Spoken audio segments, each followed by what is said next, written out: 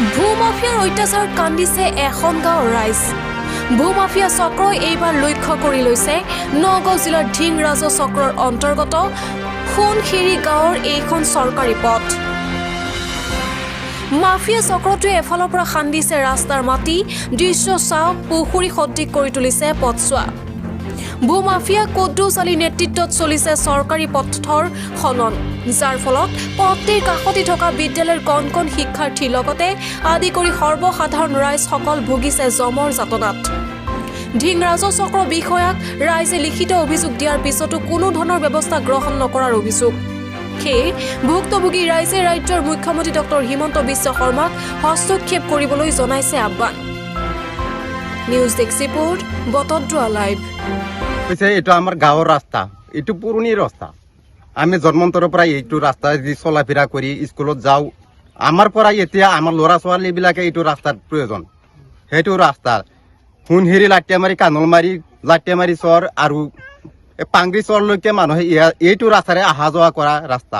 সেইটো ৰাস্তা আজি 2 বছৰমান হ'ল খান্দি, পুখুৰী খান্দি ইয়াৰ পৰা মানুহ কেইজন মানুহ ইয়াত ঘৰ বনাইছে। সেই ঘৰ সোপাৰ মানুহত চৰকাৰী ঘৰ আহিছে, ঘৰ আহি আহা ঘৰবিলাক সেই পুখুৰী দিয়াৰ আগফাল দি একদম JCB লগাই গাঁত খান্দি সেই মানুহৰ অসুবিধা কৰি অবৈধভাৱে চৰকাৰী মাটি খান্দি বেছি সি এতিয়া ৰাস্তা নিদিয়ে মানুহবিলাকে ঘৰ নিবলৈ।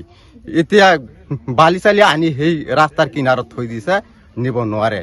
এনেকুৱা সমস্যাৰ পৰা এই মানুহসোপাক বচাবলৈ আৰু ৰাস্তাটো মুকলি কৰি দিবলৈ আমি চৰকাৰৰ ওপৰত আহ্বান জনালো আৰু এই চক্ৰ বিষয়া যাতে এইটোৰ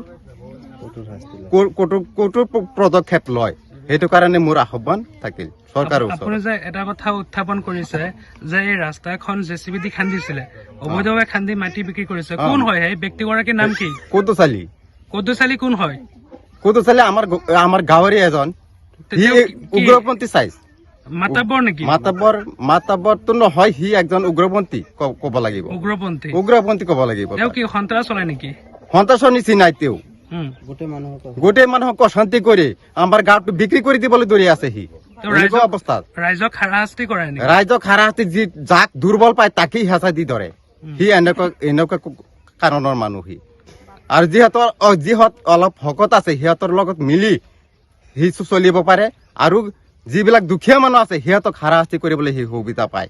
এইটো ৰাস্তাত ইয়াত ঘৰবাৰী বহুত কেইটা হোৱাৰ পিছতো সি ইয়াত ৰাস্তা বন্ধ কৰিলে। সেইটো লক্ষ্য কৰিব লাগিছিল।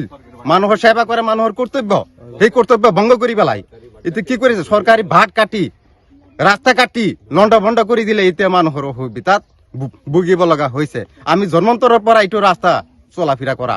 কি ক'ব ৰাজ্য চৰকাৰৰ ওচৰত মোৰ আহ্বান এইটো, এই ৰাস্তাটো মুকলি কৰি দিব লাগে। মই নিম্ৰ অনুৰোধ কৰিছো যাতে এইটো ৰাস্তা ডিং কাৰ্যচক্ৰ বিষয়াৰ ওচৰত বাৰ প্ৰাৰ্থনা কৰিছো, এই ৰাস্তাটো মুকলি কৰি দিয়ক। ৰাস্তাটো যি খান্দিছে সি বনাই দিয়ক। আমাৰ আজি 1931 জৰীপে পতন দি গৈছিলে সোণহিৰিৰ এখন চৰকাৰী বাট।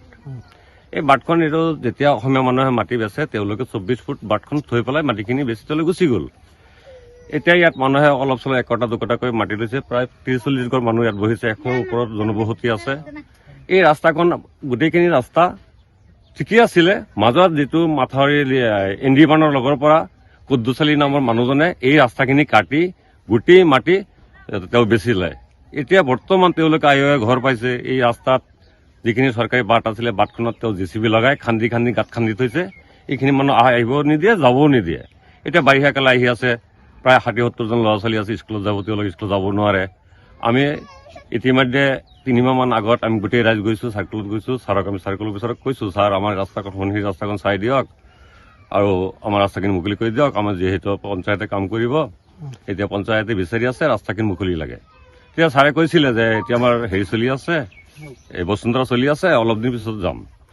ইতিমধ্যে আমি গৈছো। ইতিমধ্যে যোৱাৰ পিছত তেওঁলোকে আমাৰ কোনো হেৰি নিদিলে, এই কথা দি পেলাইও তেওঁলোক নাহিলে। এতিয়া বাৰিষা দিন আহি আছে, মানুহ ঘৰ পাইছে, মাল আনিব।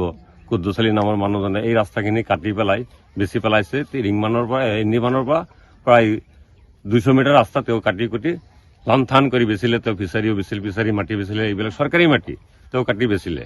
যেতিয়া আমি থানাত জনাইছো এইবাৰ তেওঁ আজি 3 মাহ হ'ল তেওঁ কামখিনি বন্ধ কৰি দিলে।